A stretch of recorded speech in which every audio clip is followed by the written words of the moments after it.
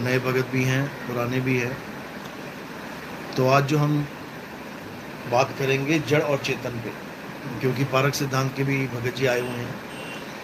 तो ऐसा होता है कि जो ज्ञान चर्चा होती है, जो ज्ञान आदान प्रदान होता है, उसका कोई निष्कर्ष निकले तो वो सत्संग सफल हो जाता है। वरना सत्संग तो चलते ही रहते हैं, हजारों लोगों के सुने, हजारों लोगों के सुन के बुला दिए। तो कबीर साहब का सिद्धांत क्या है, मूल सिद्धांत क्या है, और बाकी कबीरपंथी क्या कर रहे हैं, क्या समझा रहे हैं, इस पे हमने विचार करना पड़ेगा। इस दुनिया में दो ही प्रकार के तत्व हैं। गीता में भी यही बोला गया है कि हे अर्जुन, इस दुनिया में दो प्रकार के तत्व हैं, एक है सत्य और एक है असत्य। सत्य क्या है? सत्य वो है जो अविनाशी है, जिसका कभी नाश नहीं होता। सत्य वो है जिसको कोई बंधन में नहीं डाल सकता। सत्य वो है जिसका आदि और अंत। सत्य वो है जो अविनाशी है, जिसका कभी नाश नहीं होता। सत्य वो है जिसको कोई बंधन में नहीं डाल सकता। सत्य वो है जिसका आदि और अंत ना हो। और असत्य क्या है? जो बदल जाए, जिसका नाश हो जाए, जिसका जन्म और मरण हो जाए, वो असत्य कहलाता है। तो इस दुनिया में दो ही तत्व हैं, सत्य और असत्य। आत्मा सत्य है और प्रकृति जड़ है, नाशवान है, असत्य है, जिसमें ये काया भी आ जाती है, ये पांच तत्व भी आ जाते हैं। ये पांच तत्व अविनाशी नहीं है, इनका भी नाश होता है, इनका भी बदलाव होता है। जब अंत आता है, प्रकृति का महाप्रलय आता है, तो धरती को पानी, पानी को अग्नि, अग्नि को वायु, वायु को आसमान, ये समेट लेता है अपने आप में। और जब सृष्टि करने का समय आता है तो ऐसे ही ये खुल भी जाता है, बिल्कुल छाते की तरह। जैसे छाता समेटा तो बिल्कुल बंद हो गया, और जब खोला तो पूरा खुल गया। इसी प्रकार ये शरीर बार बार बनते और बिगड़ते रहते हैं, लेकिन ये जीव, क्योंकि शरीर धारण करने के बाद ये जीव कहलाता है। बहुबंधन में बांधया एक बेचारा जीव। कौन सा बंधन लग गया इसको? सृष्टि का बंधन लग गया, शरीर का बंधन लग गया। अगर शरीर ना था जब, तब ये अपने आप में निर्बंध था। हंसा तू तो सबल था, हल्की तेरी चाल। ये सबल था, ये सबल दुर्बल कैसे हो गया? इसी सृष्टि की वजह से दुर्बल हो गया। इसने मिट्टी का चमड़ा, मिट्टी का शरीर ओढ़ लिया, अब अपने आप को आदमी और औरत मानने लगा, जबकि ये आदमी और औरत नहीं है। ये आदमी और औरत क्या है? ये इसका लिबास मात्र है। लिबास पहन के अपने आप को आदमी, औरत, लक्ष्य 84 में कुत्ता, बिल्ली, हाथी, घोड़ा मानने लग गया, शेर समझने लग गया अपने आप को, हिरण के पीछे भागने लग गया। यही होता आया है, यही होता रहेगा जब तक ये अपने मूल स्वरूप को नहीं जान लेता। मूल स्वरूप क्या है? आत्म सत्ता ही हमारा मूल स्वरूप है, जिसको कबीर साहब ने कहा है कि जीव हमारे अज्ञानता का नाम है। हम अपने आप को जीव कब कहते हैं? जब हम अज्ञानता में होते हैं, जब हम बंधन में होते हैं, और जब हम भक्ति करके कुछ प्राप्ति करते हैं, तब हम ब्रह्म अवस्था में आ जाते हैं। यानी कि हम लेवल में तो थोड़ा ऊपर हो गए, लेकिन मुक्त अवस्था में नहीं आए। ब्रह्म से जो ऊपर पार ब्रह्म अवस्था है, जो हमारा शुद्ध चैतन्य आत्म स्वरूप है, जीव और ब्रह्म स्वरूप नहीं। इन दोनों का कबीर साहब ने खंडन किया है। जीव का खंडन कैसे किया? कि बहुबंधन में बांधे एक बेचारा जीव, केवल छूटे आपने जो न छुड़ाए पीव। अब ये पीव कौन है और जीव कौन है? एक ही दोहे में दोनों का खुलासा करेंगे।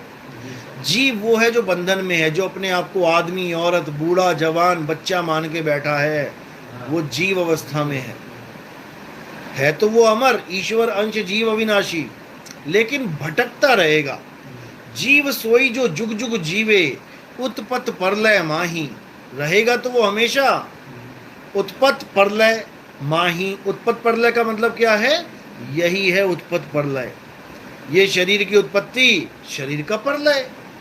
और शरीर में बैठा जीव अपने आप को भूल जाता है कि मैं कौन हूँ। ये अपने आप को शरीर ही मानने लग जाता है।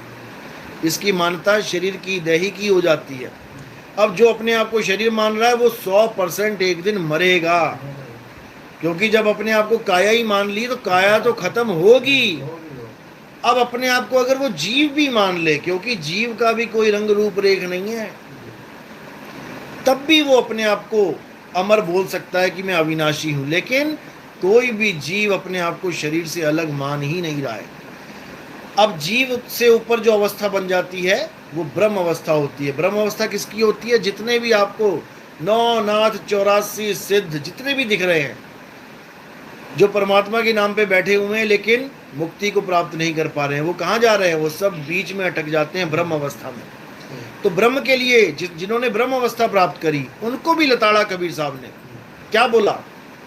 बोले ब्रह्म बड़ा की जहां से आया, वेद बड़ा की जिन निर्माया, ई मन बड़ा की जही मन माना, राम बड़ा की राम ही जाना, भ्रम भ्रम कबीरा फिरे उदास, तीरथ बड़ा या तीरथ का दास।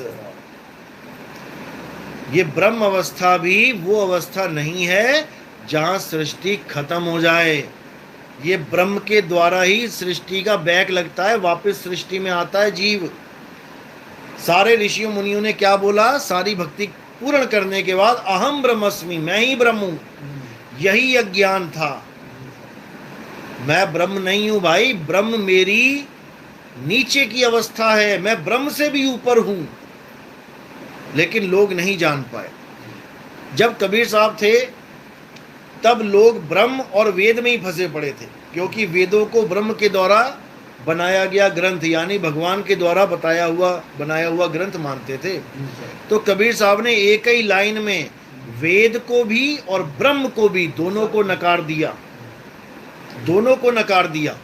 लेकिन कुछ लोग भ्रम फैला रहे हैं कि ब्रह्म नहीं बोला, ब्रह्मा बोला, कि ब्रह्मा बड़ा की जहां से आया। ये बिल्कुल गलत है, ये बिल्कुल गलत है और इसको अच्छी तरह समझाया जाएगा आने वाले सत्संगों में। बीजक में 600 साल पहले ब्रह्म ही बोला गया है। जितने भी लोगों ने बाद में लिखा है बीजक को देख देख के अपने ग्रंथों में, उन्होंने ब्रह्मा कर दिया, क्योंकि वो ब्रह्म को समझ नहीं पाए कि ब्रह्म क्या है। उन्होंने गलती से अज्ञानता में या कह लो कोई पीछे कारण था, उस कारण से ब्रह्मा कर दिया। लेकिन वो क्या कारण है वो समझाया जाएगा आने वाले सत्संगों में। तो कबीर साहब ने ब्रह्म का खंडन करते हुए बोला कि ब्रह्म बड़ा की जहां से आया और वेद बड़ा की जिन निर्माया। ये सारे ब्रह्म और वेदों की महानता गा रहे थे, आत्म स्वरूप को भूले पड़े थे। तो कबीर साहब ने आत्म स्वरूप की महानता बताते हुए बोला कि जल में मीन प्यासी, मोहे देखती आवे हांसी, आत्म ज्ञान बिना नर भटके, कभी काबा कभी काशी। कि जो कुछ भी है ये आत्म सत्ता है, आत्मा के बिना ब्रह्म भी सृष्टि नहीं बना सकता, क्योंकि ब्रह्म से ही त्रिगुण पैदा होते हैं। और आत्म सत्ता ना हो, त्रिगुण पैदा करके दिखा दे ब्रह्म, नहीं कर सकता। ब्रह्म कह लो, निराकार कह लो, मन कह लो, एक ही बात है। क्योंकि मन सूरत के द्वारा ही जीवित हुआ बैठा है। जो तुम्हारा मन बार बार सोचता है, मन ये कर रहा है, मन वो कर रहा है, ये मन ताकत कहां से ले रहा है? ये तुम्हारी आत्मा से ताकत ले रहा है, तुमसे ही ताकत लेके और तुम्हें ही उलझा देता है, तुम्हें ही भटका देता है। क्योंकि उस वक्त तुम जीव अवस्था में होते हो, इसलिए भटका देता है। आत्मज्ञान में क्यों नहीं भटका सकता? क्योंकि वहां पर तुम्हारी अवस्था ब्रह्म से भी ऊपर होती है, यानी तुम हाथी रूपी ब्रह्म के ऊपर अंकुश लेके बैठ जाते हो। हाथी के ऊपर जब अंकुश लेके तुम बैठ जाओगे तब तुम हाथी से भी बलवान हो जाओगे। तुम्हारे हाथ में स्टीयरिंग आ जाएगा, ये मन हाथी तुम्हारे कहने पे चलेगा। लेकिन जब तक तुम जीव रहते हो ये मन तुम्हें घुमा घुमा के मारेगा। इसी को कबीर साहब ने बार बार समझाया कि दोनों अवस्थाओं, तीनों अवस्थाओं को जान लो। जीव अवस्था, शिव अवस्था और पीव अवस्था, इन तीनों का ज्ञान जब तक तुम्हें नहीं होगा तुम्हारा कुछ होने वाला नहीं। साहिब कहते जीव शिव सब प्रगटे, वह ठाकुर वह दास, कबीर और जाने नहीं एक राम नाम की आस। एक ही दोहे में तीनों अवस्थाओं का ज्ञान बता दिया उन्होंने। जीव शिव सब प्रगटे, पैदा नहीं हुए, ना कभी जीव पैदा होता है ना कभी ब्रह्म पैदा होता है। ये अवस्थाओं के नाम हैं, अज्ञानता का नाम है ये जीव और शिव। कहते जीव शिव सब प्रगटे, वह ठाकुर वह दास। शिव अवस्था वाले तो ठाकुर बन के बैठ गए और जीव वाले उनके दास बने बैठे हैं। यानी ब्रह्म और जीव दोनों का रिश्ता बता दिया। यानी जीव बना बैठा हुआ ब्रह्म की पूजा कर रहा है, शिव की पूजा चल रही है जीव के द्वारा। लेकिन कबीर साहब दोनों का खंडन करते हैं। कबीर ये और जाने नहीं, कबीर इनमें से किसी को नहीं जानता। एक राम नाम की आस। अब ये राम नाम कौन है, ये राम नाम क्या है? इसको पढ़ पढ़ के लोग सोचते हैं कि भगवान राम के पुजारी हैं कबीर साहब, कि दशरथ पुत्र राम जी के पुजारी हैं कबीर साहब। ऐसा बिल्कुल नहीं है। कबीर साहब क्या कहते हैं? एक राम दशरथ का बेटा, एक राम घट-घट में बैठा, एक राम का सगल पसारा, और एक राम तीनों से न्यारा। अब इस दोहे को सुना के भी मूर्ख बनाने वाले बैठे हैं कई, कहते हैं चारों राम एक ही हैं, चारों राम एक ही हैं। अब उनको कोई ये पूछे कि एक राम तीनों से न्यारा, न्यारे का क्या मतलब होता है? न्यारे का क्या ये मतलब होता है कि चारों एक ही हो जाएंगे? तीन अलग हैं और तीनों से न्यारा चौथा राम अलग है, लेकिन लोग नहीं समझ पाते। इसीलिए कबीर साहब ने बार बार लताड़ा, लोगों को समझाया, डांटा भी, फटकारा भी, लेकिन लोग नहीं समझ पाए। जिस पर मालिक की मुहर लगी होती है केवल वही जान पाता है कि गुरु कह क्या रहा है, नहीं तो ये सिर के ऊपर से जाता है ज्ञान। तो साहिब कह रहे एक राम दशरथ का बेटा, कौन सा है वो राम? वो काया राम है, जिसको पहचान लेते हो तुम कि ये दशरथ का बेटा है कि देवकी का बेटा है, ये अंजना का बेटा है या रमेश का या सुरेश का बेटा है। देखो सारे राम सबको देख देख के पहचान रहे हो, ये काया राम है। एक राम दशरथ का बेटा, एक राम घट घट में बैठा, जो सब घटों में विराजमान है। वो कौन है? जो सब घटों को चला रहा है। वो कौन है? जो सब घटों में बैठ के सब में रमा हुआ है। कौन है वो? जीव राम। आपका शरीर, आपके शरीर में आपका जीव, आपके शरीर में आपका जीव, सबके शरीरों में सबके जीव बैठे हुए हैं।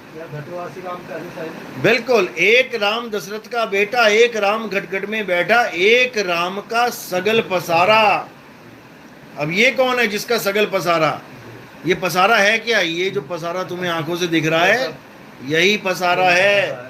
ये ब्रह्म राम कह लो, मन राम कह लो। छोटी सी झोपड़ी बनाई मन ने, कहता आसमान के नीचे नहीं रहूंगा, मुझे एक शेल्टर चाहिए। एक प्लास्टिक जोड़ के एक छोटी सी झोपड़ी बना ली। थोड़ा काम धंधा स्टार्ट किया, पैसे आने लगे, कहता नहीं ये तो छोटा सा घर है, मुझे बड़ा चाहिए। एक कमरे का मकान बना लिया। और थोड़े पैसे आ गए, कहता नहीं ये छोटा है, 2 कमरे का बना लिया, 2 बिल्डिंग बना ली, 10 मंजिला बना लिया। बढ़ता ही चला गया, 1 से मकान से 2, 2 से 4, 4 से 8 करता ही चला गया। पूरा पूरा शहर बसा दिया। कौन से राम ने बनाया? ये पहले राम ने बनाया शहर, ये दूसरे राम ने बनाया है, ये तीसरे राम ने बनाया है। ये मन के खेल हैं जो तुम्हारा विस्तार करता जा रहा है, करता जा रहा है। अकेला आदमी आया था दुनिया में, जवान हुआ, कहता नहीं मैंने तो विस्तार करना है, बीवी लाओ, शादी करूंगा, बच्चे हो गए, विस्तार कर लिया। किसने किया? मन ने किया।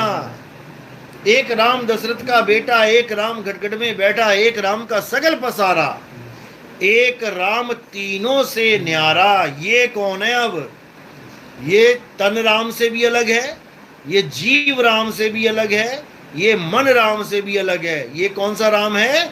ये आत्म राम है। हमारी मुक्त अवस्था, जिस अवस्था में हम थे, जिसको बोला जहिया जन्म मुक्ता हता और तहिया हता ना कोई, छठी तुम्हारी है जगह, तू कहां चला भिगोए। तेरी अपनी आत्म अवस्था है, उसको छोड़ के तू कहां 5 तत्वों में जा रहा है, कहां तू जन्म मरण में फंसने जा रहा है। तो वहां से उतरते ही ये जीव बना बैठा है यहाँ पर। अब इस जीव की मुक्ति तभी होगी जब इसको कोई भेदी गुरु मिल जाएगा। भेदी गुरु किसका भेद बताएगा? अपने आत्म स्वरूप का भेद बताएगा, ना कि कोई मंत्र देगा, जंत्र देगा, तंत्र देगा। जो जंत्र मंत्र तंत्र देगा वो अज्ञानी गुरु, वो समझ लो फंसाने वाला गुरु है। और जो तुम्हें आत्म ज्ञान देगा, तुम्हारे स्वरूप का ज्ञान देगा, जीव स्वरूप का नहीं। जीव स्वरूप तुम्हारा नहीं है, जीव स्वरूप अज्ञान का है। एक डॉक्टर शराब पी के नाली में पड़ा है, तो उस वक्त तो डॉक्टर है कि शराबी है? शराबी है, डॉक्टर नहीं है। उसको शराबी का ज्ञान हटा के और डॉक्टर का ज्ञान दोबारा बता के उसको सीट पे बैठाना है और लोगों की शराब छुड़वाएगा वो। उसको कहते हैं आत्म अवस्था। और जो नाली में पड़ा है वो है जीव अवस्था। देखो सुअर पड़ा है कि नहीं नाली में, तो ये जीव ही तो है। जीव अलग है, आत्म अवस्था अलग है, लेकिन लोग नहीं समझ पा रहे हैं। लोग जीव को ही सत्य मान के बैठे हुए हैं। तो यही कबीर साहब समझा रहे हैं, लेकिन इस मत को कोई जान नहीं पाता। ये आत्मा का खंडन कर रहे हैं लोग कि आत्मा कुछ नहीं होती। अच्छा, आत्मा कुछ नहीं होती, और कबीर साहब ने, संतों ने वाणियों में इतना आत्म राम का जिक्र कर रखा है, वो क्या है फिर? जीव को तो 84 का गुलाम बता रखा है। जग में जीव अनंत न जाने पीव को, बहुत कहा समझाए 84 के जीव को। जीव को ही सर्वे सर्वा मान के बैठ गए हैं, यही अज्ञान है। और जो जीव को सर्वा सर्वे मानेगा वो जीव ही होके आएगा। जहां आशा तहां वासा हुई, और वाह को रोक सके ना कोई, उसको कोई नहीं रोक सकता। इसलिए कबीर साहब समझा रहे हैं कि ये मनुष्य, ये तेरा आखिरी जन्म है। अगर इस जन्म में तूने होशियारी नहीं दिखाई, तूने विवेक बुद्धि बल नहीं बढ़ाया अपना, तो तू दोबारा से उसी 84 में चला जाएगा।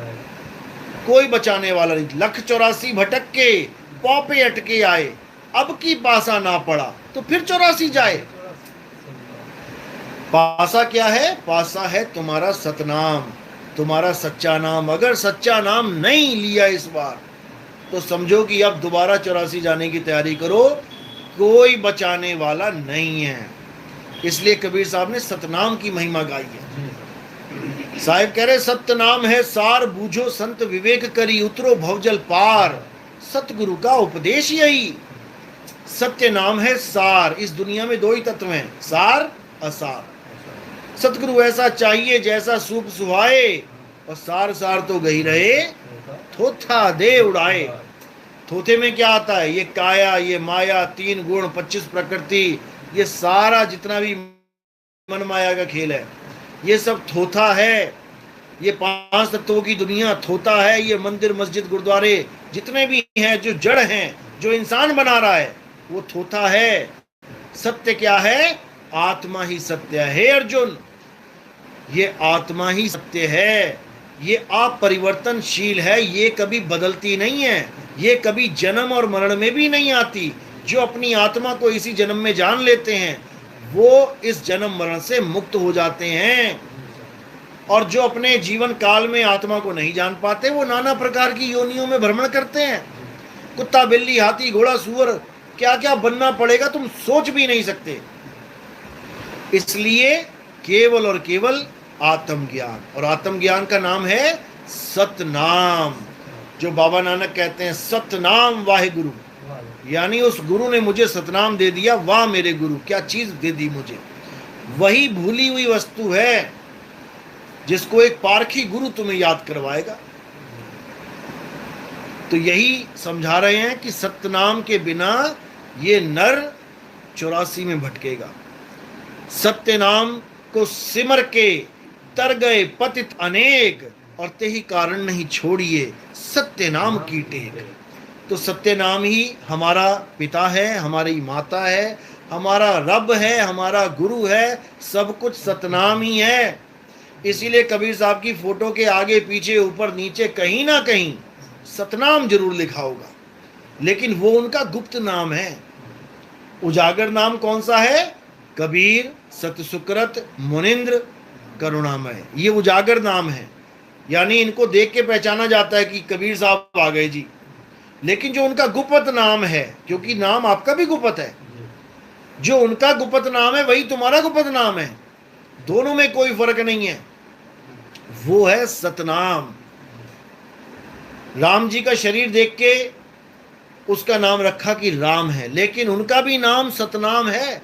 इसलिए बोला जाता है राम नाम सत्य है। जो राम का असली नाम वो राम नहीं है, वो तो 52 अक्षर है।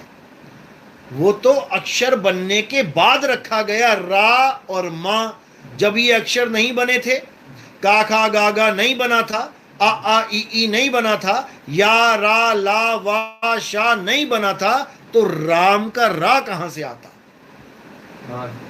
पा फा बा भा माँ वाली लाइन ना थी तो माँ कहाँ से आता? बचपन में यही पढ़ाया जाता है, ये 52 अक्षरों का ज्ञान दिया जाता है, उसके बाद वहां से सारे नाम लिए जाते हैं। हाँ, तो राम का नाम भी तब बना है जब 52 अक्षर कंप्लीट हो गए। वाहेगुरु तब बना है जब 52 अक्षर कंप्लीट हो गए। कबीर नाम तब बना है जब 52 अक्षर कंप्लीट हो गए। इन्हीं 52 के द्वारा सारे अक्षर बन रहे हैं। लेकिन अगर राम का नाम ना रखा जाता तो उनका नाम क्या था? उनका नाम सत्य था। आपके घर में बच्चा पैदा होता है, जब तक आप उसका नाम नहीं रखते हो तब तक उसका नाम सत्य होता है। वो सत्य आ गया तुम्हारे घर में, क्यों? शरीर रूपी असत्य को धारण करके कौन आया है? सत्य ही है, क्योंकि आत्मा और शरीर, सत्य और असत्य दो ही चीजें हैं। जब तक तुमने कोई नाम नहीं रखा तो वो आत्म रूपी सत्य है, और जैसे ही तुमने कोई नाम रख दिया उसका, अब सत्य हो गया गुपत। और नाम आ गए राधे, कृष्ण, मुरारी, राम, हनुमान, शंकर जी, कबीर साहब, नानक जी, भीखा, भूखा, पता नहीं क्या क्या नाम रख दो उसके बाद। तो इसी को कबीर साहब समझा रहे हैं, इसी को नानक साहब ने समझाया कि शुक्र है मुझे वो गुरु मिल गया जिसने मुझे मेरा नाम दे दिया। एक तो मुझे मेरा नाम दिया माँ बाप ने, उन्होंने क्या नाम रख दिया? नानक। और गुरु ने मुझे क्या नाम दिया? गुरु ने मुझे मेरा सतनाम दे दिया। कहे नानक ये तेरी वड्याई, कोई नाम न जाने मेरा। ये तो तेरी वड्याई है परमात्मा, क्योंकि तू सबका नाम जानता है, तू सबका नाम जानता है। लेकिन लोग नकली नाम देके हमारा सतनाम हमें भुलवा देते हैं, और हम सारी उम्र एक नाम रट लेते हैं। बेटा तुम्हें कोई पूछेगा तुम्हारा क्या नाम है तो बोलना सुधीर। रटना पड़ता है, बच्चे को रटाया जाता है। What is your name? Sudhir. What is your name? Sudhir. What is your father name? Krishnakant. रट रहा है वो बच्चा। अब जो रटा है वही बोलेगा सारी उम्र। अब जो उसका असली नाम है उसको वो कभी जान ही नहीं पाता। इसलिए बुल्ले शाह कह रहे हैं, बुल्ला की जाना मैं कौन। मैं कभी नहीं जान पाता कि मैं कौन हूं। मैं तो अपने आप को बुल्ला मान के बैठ गया, जबकि बुल्ला तो दुनिया वालों ने मुझे नाम दिया है। जो मेरा असली नाम है वो सत्य है। इसी को समझना है। तो सतनाम क्या है? सत्य नाम कोई नाम नहीं, ये है आपन रूप, और जो जाने इस भेद को पावे आप स्वरूप। वो अपने स्वरूप को प्राप्त कर लेता है। और हमारा स्वरूप क्या है? हमारा स्वरूप ये तन मन बुद्धि माया नहीं है। हमारा स्वरूप है शब्द, जिस शब्द का गुरु दान देता है। शब्द हमारा तू शब्द का, सुन मत जा सरक, और जो चाहे निज रूप को तो शब्द ही ले परख। कौन से शब्द को परखूं? जो गुरु मुझे देता है। कहीं गुरु मुझे मंत्र तो नहीं दे रहा, 52 अक्षरी नाम तो नहीं दे रहा, कहीं गुरु मुझे कोई क्रिया तो नहीं करवा रहा कि रात में 12 बजे जाके चौक पे ये करो वो करो वो करो। ये तंत्र विद्या है। कई गुरु ऐसे भी बैठे हुए हैं। कहीं गुरु मुझे नदियों में तो डुबकियां नहीं लगवा रहा, कहीं गुरु मुझे किसी पर्वत के चक्कर तो नहीं लगवा रहा, 84 कोस यात्राएं तो नहीं करवा रहा, कहीं कोई गुरु मुझे तीर्थ में तो नहीं माथा टिकवा रहा, कोई मुझे फोटो कैलेंडर अष्ट धातु की मूर्तियां सोना चांदी पीतल की मूर्तियां तो नहीं पुजवा रहा। ये सब अज्ञानी गुरु हैं। असली गुरु तुम्हें इन चीजों से छुड़ाता है। और किससे जोड़ता है? अपने सत्य स्वरूप से।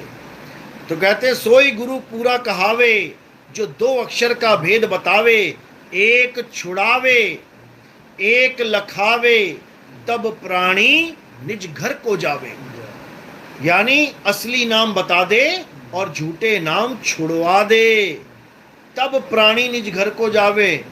तब हम अपने असली घर, अपने मालिक के घर पहुंच पाएंगे, अपने सत्य स्वरूप को जान पाएंगे। नहीं तो ऐसे ही 184 में धक्के खाने पड़ेंगे।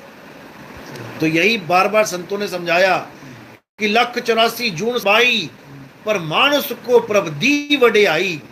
इस पौड़ी ते जो नर चूके, आए जाए दुख पाए। ये इंसान चोला ऐसी मत समझ लेना कि ऐसे ही मिल गया मजे करने के लिए। ये बहुत बहुत मुश्किल से मिलता है। इस देही को सिमरै देव, सो देही कर हर की सेव। हर की सेव, हर क्या होता है? हर का मतलब होता है जो तुम्हारे शरीर को हरा भरा रखता है, जिसकी वजह से ये पेड़ पौधे हरे हैं। जैसे ही वो साथ छोड़ देता है शरीर का, ये सूख जाते हैं, सड़ जाते हैं, गल जाते हैं। तुम 150 साल जीवित रहो, तुम्हारा शरीर हरा भरा रहेगा, आत्मा साथ है तो। जिस दिन आत्मा ने तुम्हारे शरीर को छोड़ दिया, वो सूखना शुरू हो जाएगा, गलना शुरू हो जाएगा, मिट्टी बन जाएगा वो।